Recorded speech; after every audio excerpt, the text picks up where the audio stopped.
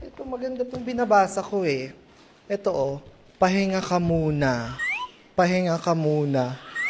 Ang cute, at least it reminds me kasi galing kay LJ. Ang cute, no?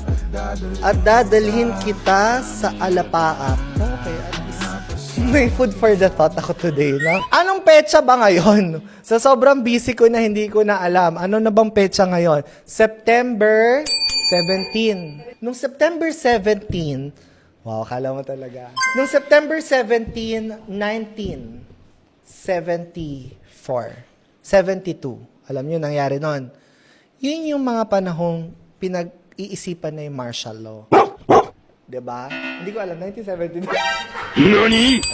Kailangan magmukha ka lang, look smart, think smart, act smart. Diba? Wala namang kay question sa'yo. Noong September 17, 1972, alam niyo ba, na ito yung mga panahon na bago pa i-declare ang martial law. Eme-eme lang, hindi ko talaga alam yun.